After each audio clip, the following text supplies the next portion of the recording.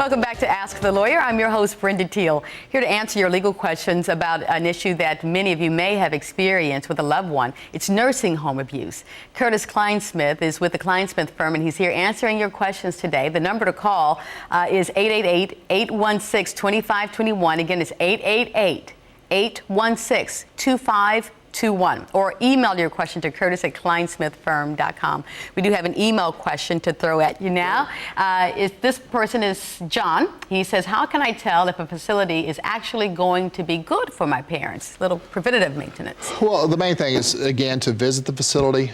Make sure that you don't, the typical smells that you would expect in a home setting are present in a nursing home, that it's not too antiseptic or other smells that you may not want to smell. But yeah, we'll just say other smells. Exactly. That's it. But I mean, the main thing is to question the staff about staffing. How many people do you have on your staff? Yeah. What's some of the worst case scenarios you've seen? Well, the worst case scenarios always deal with staffing, to be honest. A facility is understaffed, or they have staff that may have been criminals. Criminal background checks are needed, and sometimes facilities don't do that properly.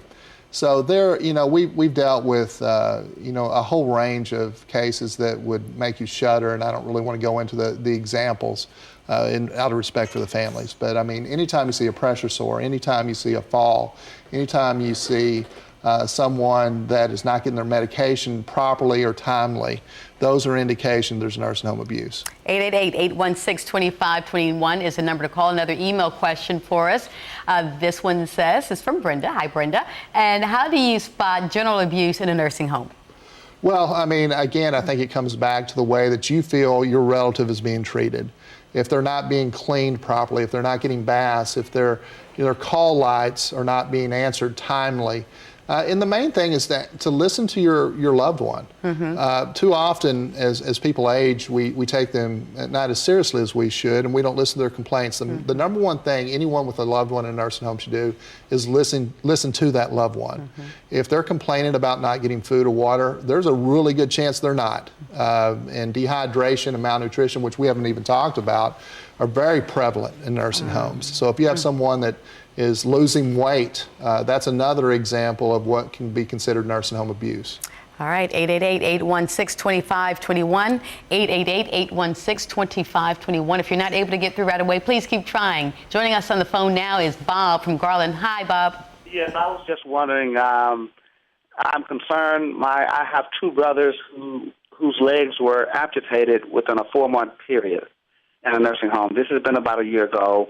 Haven't had any success in trying to get any firm to investigate it or pursue it. And I was just wondering if I might have some type of rights or may have a case or so. But it's been very difficult, and it was gross neglect and everything else that you can think of that's not good. So that's kind of where we are. I'm looking at the show now, and that's why I'm calling in. Okay. Thanks, Bob, for your call. That we have probably 10 cases that are similar to the fact pattern we just heard, unfortunately. It typically is a situation with diabetes that wasn't regulated properly, or there might have been pressure ulcers that turned to gangrene that resulted in the amputations, and that is just straight up abuse. And if the caller would call our firm or email us, we'll certainly look at the case and see if there's nursing home abuse present. My next question, thinking about what Bob said, is there difficulty in who can bring the suit? Is there sometime? We do need a close relative, but we'll speak to any relative. I want to make that clear. Anyone that feels that they have an abuse pattern with a relative, it doesn't matter if you're a grandson, niece, nephew, we'll talk to you, and then we'll make sure that the proper people are on the lawsuit. Okay, very good. Up next, another email question now, this one from Karen in Addison. She says, my father slipped and fell on a bath mat while showering. The mat was not secured to the shower floor. She wants to know what the next step should be. Well, call my office. That's probably the next step. But we can certainly look and see if that's a matter of abuse. With that question, I'm not sure if it was.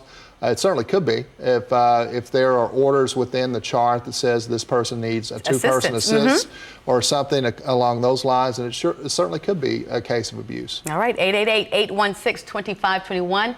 888-816-2521. We'll be back answering more of your questions about nursing home abuse right after this.